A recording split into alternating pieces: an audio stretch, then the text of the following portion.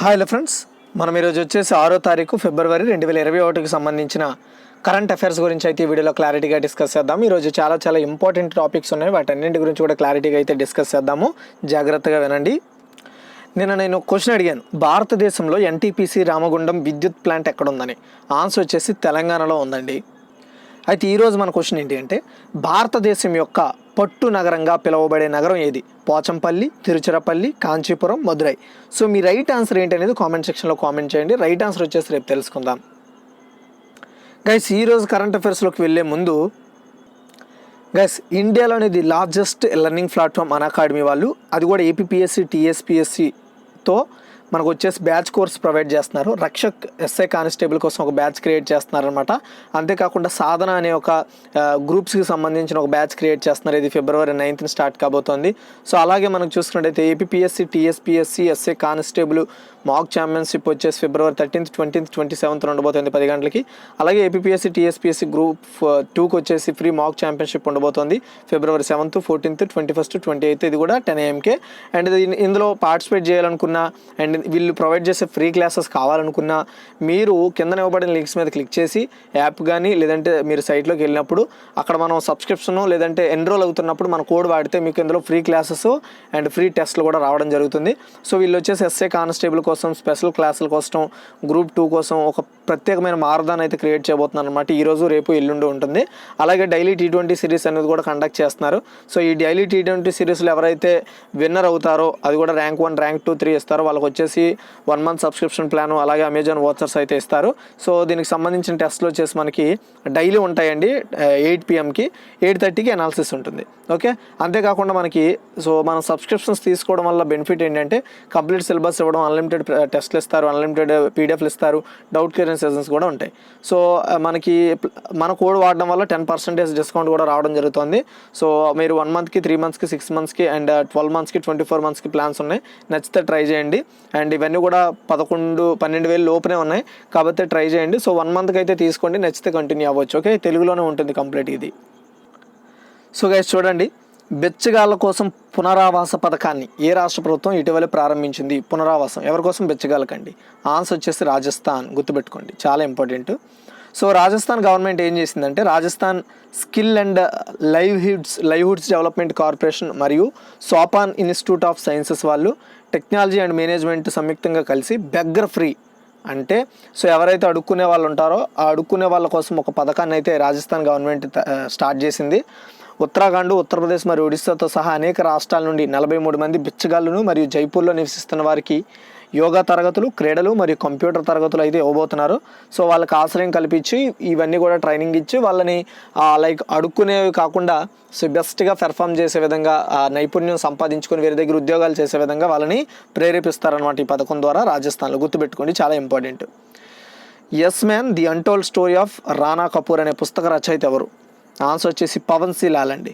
Okay చూడండి, so రచయిత Pawan C Lall తన yes man the untold story of Rana Kapoor పుస్తకంలో 2004 సంవత్సరంలో ఇండియా షైనింగ్ నినాదము మరియు దేశ ఆర్థిక వ్యవస్థ అభివృద్ధి చెందుతున్నట్లు ఎస్ బ్యాంక్ ఎలా పుట్టిందో ఈ పుస్తకంలో అతని గురించి, ఆ పుస్తక వ్యవస్థాపకుడి గురించి సో డీటెయిల్గా చెప్పడం జరుగుతుందండి.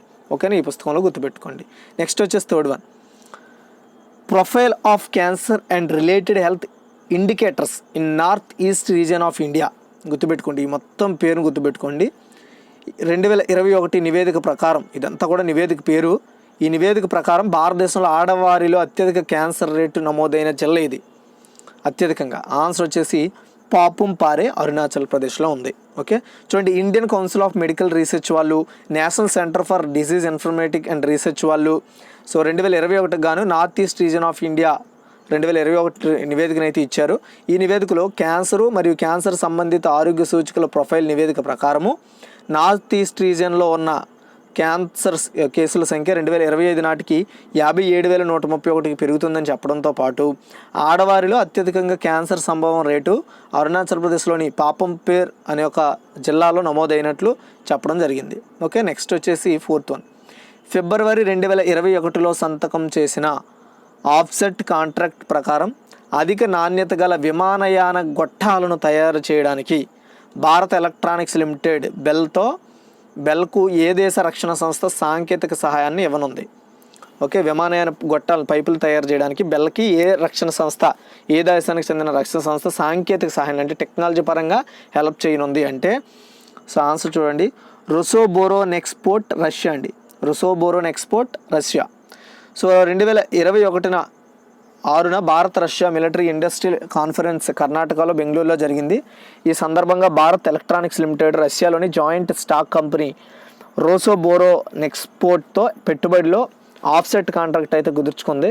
అన్ని రకాల అంతర్జాతీయ ప్రామాణిక విమానాల కోసం ధృవీకరించబడిన అధిక నాణ్యత గల విమానయాన గొట్టాలను తయారు చేయడానికి, సో నిరూపితమైన ఒక సాంకేతిక ప్రక్రియను ఉపయోగించుకోవడానికి బెల్కి సాయం చేస్తుంది అన్నమాట ఈ రష్యన్ కంపెనీ. ఓకే, చాలా ఇంపార్టెంట్. నెక్స్ట్ 5, ఇటీవల ఫిబ్రవరిలో లక్వార్ విద్యుత్ ప్రాజెక్టుకు పర్యావరణ అటవీ వాతావరణ మార్పుల మంత్రిత్వ శాఖ, దీన్ని షార్ట్కట్లో MOEFCC అంటారు, అనుమతి ఇచ్చింది. ఈ ప్రాజెక్టు ఏ నది మీదుగా నిర్మించబడింది? ఓకే, ఆన్సర్ వచ్చేసి యమునా నది అండి. ఉత్తరాఖండ్లోని డెహ్రాడూన్ జిల్లాలో యమునా నదిపై, గుర్తుపెట్టుకోండి, డెహ్రాడూన్లో యమునా నదిపై సో 5747.17 కోట్ల వ్యయంతో 2021 ఫిబ్రవరి 4న పర్యావరణ అటవీ వాతావరణ మార్పుల మంత్రిత్వ శాఖ లక్వర్ విద్యుత్ ప్రాజెక్టుకు అనుమతినైతే ఇవ్వడం జరిగింది. ఈ ప్రాజెక్టుతో సంవత్సరానికి 572.54 మిలియన్ల యూనిట్ల వరకు విద్యుత్తునైతే ఉత్పత్తి చేయొచ్చండి. ఓకే, అయితే ఉత్పత్తి చేయబడిన విద్యుత్తుతో పాటు నీటి నిల్వ సామర్థ్యం కూడా ఉంచుకోవచ్చు మనం ఆ యొక్క నీటి ప్రాజెక్టుతో. ఎలక్ట్రిసిటీని ఉత్పత్తి చేసుకోవచ్చు, అట్ ది సేమ్ టైం వాటర్ని స్టోర్ చేసుకోవడానికి ఉపయోగపడుతుంది. 330 మెట్రిక్ క్యూసెక్ మీటర్ల అదనపు నీటిని నిల్వ చేయొచ్చు. 6 రాష్ట్రాలకు తాగునీటి సరఫరా, నీటిపారుదలకు కొరకు ఈ యొక్క నీరు అయితే లభించడం కోసం ఈ ప్రాజెక్ట్ని అయితే డెవలప్ చేస్తున్నారు. Next 6th one, 1857 the sword of Mastan పుస్తకాన్ని ఎవరు రచించారు? ఆన్సర్ వచ్చేసి లుంపా లాహిరి. ఓకే, సారీ, వినీత్ బాజ్పాయ్ అండి. లుంపా కాదు, Vineet Bajpai. 1857 the sword of Mastan అనే ఒక కొత్త నవలని వినీత్ బాజ్పాయ్ రచించారు. ఇది మస్తాన్ త్రయం యొక్క 2వ భాగం అనమాట. మస్తాన్కి సంబంధించిన మొదటి భాగం ఆల్రెడీ 2019లో రిలీజ్ చేశారు అక్టోబర్లో. దానికి సంబంధించినది 2వ భాగం అనమాట. ఓకే, మస్తాన్ ఢిల్లీ యొక్క ఫాల్ అండ్ పేట్రియాట్, అతని పరిపాలన గురించి ఇందులో రాస్తారనమాట. సో ఆల్రెడీ ఫస్ట్ది వచ్చేసి 2019లో రిలీజ్ అయింది. 2వ భాగం వచ్చేసి నిన్న అయితే రిలీజ్ చేయడం జరిగింది. 1857 ది స్వోర్డ్ ఆఫ్ మస్తాన్ అనే పుస్తకాన్ని, దీన్ని వినీత్ బాజ్పాయ్ గారు రచించారు. నెక్స్ట్ 7, మిశ్రమ ముడి పదార్థాలను అభివృద్ధి చేయడానికి, తయారు చేయడానికి మిదానీ గ్రూప్తో లేదా మిదానీ సంస్థతో ఏ సంస్థ ఒప్పందం కుదుర్చుకుంది? ఆన్సర్ వచ్చేసి హాలండి. సో బెంగళూరులో ఏరో ఇండియా 2021 సందర్భంగా హిందుస్థాన్ ఏరోనాటిక్స్ లిమిటెడ్ మరియు మిశ్రా ధాటు నిగమ్ లిమిటెడ్, మిదానీ అంటారు దాన్ని, మిశ్రమ ముడి పదార్థాలు అభివృద్ధి మరియు ఉత్పత్తి కోసం అవగాహన ఒప్పందం కుదుర్చుకున్నాయి. ఈ యొక్క అవగాహన ఒప్పందంపై చైర్మన్ మరియు మేనేజింగ్ డైరెక్టర్ ఏదైతే HAL ఉందో Shri R Madhavan and Midhani chairman and managing director ఇతర సీనియర్ అధికారుల సమక్షంలో ఈ యొక్క MOU అయితే కుదరడం జరిగింది. మిశ్రమ పదార్థాలు ప్రధానంగా లైట్ కాంబాట్ ఎయిర్ క్రాఫ్ట్స్ కోసం, అడ్వాన్స్డ్ లైట్ హెలికాప్టర్ల కోసం, లైట్ కాంబాటెడ్ హెలికాప్టర్ల కోసం, లైట్ యూటిలిటీ హెలికాప్టర్ల కోసం వంటి ప్లాట్ఫామ్లో వాడడం కోసం ముడి పదార్థాలు ఉంటాయి కదా, ఆ ముడి పదార్థాలను తయారు చేయడానికి మిదానీ గ్రూప్ వచ్చేసి ఈ యొక్క హిందుస్థాన్ ఏరోనాటిక్స్ లిమిటెడ్కి సహాయం చేస్తుంది కొత్త ఒప్పందం ప్రకారం. నెక్స్ట్ క్వశ్చన్, బీజేపీ జాతీయ అధ్యక్షుడు JP నడ్డా పరివర్తన్ రథయాత్రను ఏ రాష్ట్రంలో ప్రారంభించారు? గుర్తుపెట్టుకోండి, పరివర్తన రథయాత్రను ఎవరు ప్రారంభించారని అడగొచ్చు, ఏ రాష్ట్రంలో ప్రారంభించారని అడగొచ్చు. ఆన్సర్ వచ్చేసి పశ్చిమ బెంగాల్ అండి. సో పశ్చిమ బెంగాల్లో అసెంబ్లీ ఎన్నికలు జరగబోతున్నాయి కదా, సో వాటిని దృష్టిలో పెట్టుకొని బీజేపీ అక్కడ ప్రభుత్వాన్ని ఏర్పాటు చేయాలనే ఉద్దేశంతో బీజేపీ భారతీయ జనతా పార్టీ అధ్యక్షుడు, జాతీయ అధ్యక్షుడు, national president JP Nadda Parivartan రథయాత్రను పశ్చిమ బెంగాల్లో స్టార్ట్ చేశారు. సో ఈరోజు రాష్ట్రంలో పర్యటించారు ఆయన. సో ఆ పరివర్తన యాత్రకు శ్రీకారం చుట్టారు. ఆ పరివర్తన యాత్రను శ్రీకారం చుట్టడానికి గల కారణం ఏంటి అంటే ప్రజల్లో అభివృద్ధిపై అవగాహన కల్పించడమే ఉద్దేశంగా అతను చెప్పడం జరిగింది. సో ప్రధాని మోదీ గారు అవకాశాలు ఇస్తున్నా సరే దాన్ని ప్రయత్నించకుండా పట్టించుకోకుండా మమతా గారు చాహీనా చాహీనా చాహీనా అంటూ ప్రతిదానికి నో చెప్పారని ఆవిడ నడ్డాపై ఆరోపణలు గుప్పించడం కూడా జరిగింది, గుర్తుపెట్టుకోండి. సో చాహీనా చాహీనా చాహీనా. నెక్స్ట్ 9, ప్రజలకు ఉచిత వైద్యం అందించడం కోసం 3,25,000 ఆయుష్మాన్ కార్డులు అందజేశామని శివరాజ్ సింగ్ తెలిపారు. ఈ ఆరోగ్య కార్డుల ద్వారా ఎన్ని లక్షల వరకు ఖర్చు అయ్యే వైద్యము ఉచితంగా లభిస్తుందండి. సో యాక్చువల్గా ఇది జరిగింది వచ్చేసి మధ్యప్రదేశ్లో, నేను అక్కడ మెన్షన్ చేయలేదు క్వశ్చన్లో, మధ్యప్రదేశ్లో చూడండి. సో మధ్యప్రదేశ్లో వచ్చే 3 yearsలో ఇంటింటికి కూడా నీటి సౌకర్యం కల్పిస్తామని సో మధ్యప్రదేశ్ రాష్ట్ర ముఖ్యమంత్రి శివరాజ్ సింగ్ చౌహాన్ గారు అనౌన్స్ చేశారు. అంతేకాకుండా ఈ సాగునీటి ప్రాజెక్టు ప్రారంభోత్సవం సందర్భంగా ఆయన మాట్లాడుతూ రాష్ట్రంలో పేదలు పక్కా ఇండ్లు నిర్మించుకోవడం కోసం ఆర్థిక సహాయం కూడా చేస్తామని ప్రకటించారు. అట్ ది సేమ్ టైం ఇప్పటి వరకు దేశంలో వాళ్ళ యొక్క మధ్యప్రదేశ్ రాష్ట్రంలో 3,25,000 మందికి ఆయుష్మాన్ కార్డులు ఇచ్చామని, సో ఈ ఆయుష్మాన్ కార్డుల ద్వారా 5 లక్షల వరకు కూడా ఖర్చు అయ్యే వైద్యం ఉచితంగా కూడా అందుతుందని చెప్పడం జరిగిందండి. నెక్స్ట్ 10, సిఆర్పిఎఫ్ కోబ్రా దళంలో పనిచేయడానికి ఎంతమంది మహిళలు కమాండోలు శిక్షణ పూర్తి చేసుకున్నారంటే 34 మంది అండి. ఓకే, రైట్ ఆన్సర్ 34 మంది. చూడండి, నక్సల్స్ వ్యతిరేక ఆపరేషన్లో పాల్గొనడం కోసం సిఆర్పిఎఫ్లో సో కోబ్రా అనే బృందాన్ని ప్రత్యేకంగా ఏర్పాటు చేశారనమాట. సో ఈ బృందాన్ని సెంట్రల్ గవర్నమెంట్ 2019లోనే స్టార్ట్ చేసిందనమాట. కోబ్రా అంటే commando battalion for resolution action, cobra అంటే గుర్తుపెట్టుకోండి. దీన్ని 2009లో సిఆర్పిఎఫ్లో స్టార్ట్ చేశారు. స్టార్ట్ చేసిన తర్వాత ది ఫస్ట్ టైం 34 మెంబర్స్ని మహిళల్ని ఇందులో అబౌట్ చేసుకుంటున్నారనమాట. సో రిక్రూట్మెంట్ ద్వారా ఆల్రెడీ అయిపోయింది, వాళ్ళ శిక్షణ కూడా అయిపోయింది. సో ఈ శిక్షణ కంప్లీట్ చేసుకొని జాయిన్ అవ్వబోతున్నారు. యాక్చువల్గా ఈ కోబ్రా యొక్క ఏదైతే పర్టికులర్ ఫోర్స్ ఉందో ఈ ఫోర్స్ వచ్చేసి ఎక్కడైతే నక్సల్స్ ప్రభావిత ప్రాంతాలు ఉంటాయో అక్కడ గస్తీ కాస్తూ కాపలా కాస్తూ రక్షణ కల్పిస్తారనమాట. సో ఇందులో ఇప్పటి వరకు కూడా మహిళలు లేరు, ఫస్ట్ టైం మహిళలు అయితే అందులో జాయిన్ చేయడం జరిగింది. సో మావోయిస్ట్ ప్రభావిత ప్రాంతాలు ఏవైతే ఉంటాయో సో ఆ ప్రాంతాల్లో ఈ మహిళలు కూడా ఇప్పుడు అక్కడ పాల్పంచుకుంటారనమాట. ఈ విషయాన్ని CRPF director general AP Maheshwari సమక్షంలో ఈ మహిళలు అయితే డ్రిల్స్ చేసి సో చూపించారనమాట అతనికి. అండ్ ప్రస్తుతం ఉన్న 6 మహిళా బెటాలియన్ దళాల నుంచి కోబ్రా టీం కోసం మహిళా సిబ్బందిని ఎంపిక చేశారు. ఛత్తీస్గఢ్లోని సుక్మా, దంతేవాడ, బిజాపూర్ ప్రాంతాల్లో ఈ మహిళా కమాండోలను మోహరిస్తారు. నెక్స్ట్ వచ్చేసి 11 అండి, చాలా ఇంపార్టెంట్. చక్కా జామ్ పేరుతో 3 గంటల పాటు జాతీయ రాష్ట్ర రహదారులను ఏ చట్టాలకు వ్యతిరేకంగా దిగ్బంధం చేయనున్నారు? ఆన్సర్ వచ్చేసి వ్యవసాయ చట్టాలండి. ఓకే, సో ఇప్పటికే మన ఇండియాలో ఈ వ్యవసాయ చట్టాల మీద మామూలుగా జరగట్లేదు వ్యతిరేకత. సో అయితే ఈ నూతన వ్యవసాయ చట్టాలకు వ్యతిరేకంగా దేశవ్యాప్తంగా రాస్తారోకోను రైతు సంఘాలు పిలుపునిచ్చే దానికి చక్కా జామ్ అనే పేరు పెట్టారనమాట. సో దీన్ని 3 hours పాటు ఢిల్లీలోని రాష్ట్ర జాతీయ రహదారులను అయితే దిగ్బంధం చేస్తారు. సో ఇప్పటికే ఆల్రెడీ గవర్నమెంట్ కూడా పకడ్బందీగా బందోబస్తులు కూడా నిర్వహించింది. కీలక ప్రాంతాల్లో పక్కాగా భద్రత ఏర్పాటు చేయాలని ఆల్రెడీ కేంద్రం ఆదేశించింది. ఎర్రకోట తరహా ఘటనలు పునరావృతం కాకుండా చూడాలని కూడా అనౌన్స్ చేసింది. అయితే చక్కా జామ్ అని పూర్తిగా శాంతియుతంగా నిర్వహిస్తామని ఆల్రెడీ రైతు సంఘాలు చెప్తున్నాయి. సో ఇది కంప్లీట్ అయిపోయిన 3 hours కంప్లీట్ అయిన వెంటనే సో లాంగ్గా నిమిషం పాటు హారన్ అయితే మోగించాలని పిలుపునిచ్చారు. దేశంలో రైతుల ఆందోళనపై ఐక్యరాజ్య సమితి కూడా స్పందించి ప్రభుత్వం రైతుల సమన్వయం పాటించాలని చెప్పింది. సో భావ వ్యక్తీకరణ హక్కులకు రక్షించాలని కూడా ప్రభుత్వాన్ని అయితే విజ్ఞప్తి చేసింది. ఒక విషయం ఏంటంటే నిజంగా ప్రభుత్వం ఏం చెప్తుంది, ప్రజలకు మద్దతుగానే ప్రజలకు ఉపయోగపడడం కోసం ఈ చట్టాలు తెస్తుంది అని చెప్తున్నారు. మరి ప్రభుత్వాలకి అంత వ్యతిరేకంగా చట్టాలు ఉన్నప్పుడు సో అంత వ్యతిరేకత చూపిస్తున్నప్పుడు మరి ఆ చట్టాలను ఎందుకు తేవాల్సిన అవసరం ఏముందనేది గుర్తుపెట్టుకోవాలి. ఇంకొక విషయం ఏంటంటే ఈ చట్టాలకు పూర్తి మద్దతుగా చూసుకుంటే హర్యానా, రాజస్థాన్ నుండే ఎందుకు వస్తున్నాయని కూడా గమనించాలి. నెక్స్ట్ 12 అండి, ఇంగ్లాండ్ తరపున 100 టెస్టులు ఆడిన ఎన్నో క్రికెటర్గా జో రూట్ నిలిచాడు? ఆన్సర్ వచ్చేసి 15 అండి. ఇంగ్లాండ్ తరపున 100 టెస్టులు ఆడిన 15వ క్రికెటర్గా జో రూట్ అయితే మైలురాయిని తీసుకున్నాడు. చెన్నైలోని ఎంఏ చిదంబరం స్టేడియంలో భారత్లో జరిగిన తొలి టెస్ట్లో రూట్ ఈ ఘనత సాధించాడు. రూట్ టెస్ట్ క్రికెట్లో 9 సెంచరీలు, 49 హాఫ్ సెంచరీలు సహా 8,249 పరుగులు కూడా చేశాడు. నెక్స్ట్ 13, ఏ రాష్ట్ర శాసనసభ స్పీకర్ నానా పటేల్ రాజీనామా చేశారు?